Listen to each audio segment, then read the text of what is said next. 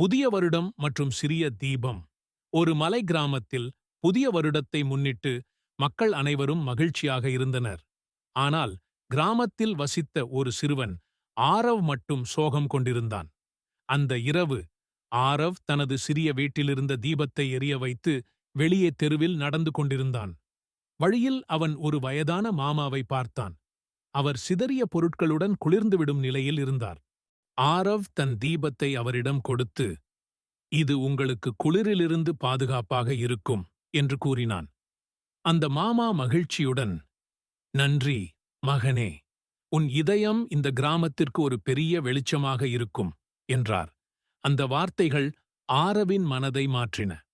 அவன் வீட்டிற்குத் திரும்பி, புதிய வருடம் என்னுடைய மகிழ்ச்சியை மட்டுமல்ல, பிறருக்கும் மகிழ்ச்சியை கொடுப்பதற்கான நேரம் என்று உணர்ந்தான். அடுத்த நாள் ஆரவ் கிராமத்தின் மற்ற குழந்தைகளுடன் சேர்ந்து அனைவருக்கும் உதவிக்காக சிறிய தீபங்கள் மற்றும் வண்ணங்கள் கொண்டு கிராமத்தை அலங்கரித்தான். அந்த கிராமத்தில் அனைவரும் புதிய வருடத்தை மகிழ்ச்சியுடன் கொண்டாடினர். கதை நற்சிந்தனை. புதிய வருடம் என்பது மகிழ்ச்சியை மட்டுமல்ல, மற்றவர்களுக்கும் நம்பிக்கையும் உதவியும் வழங்குவதற்கான நேரம். சிறிய உதவிகளால் பெரிய மாற்றங்களை ஏற்படுத்தலாம்.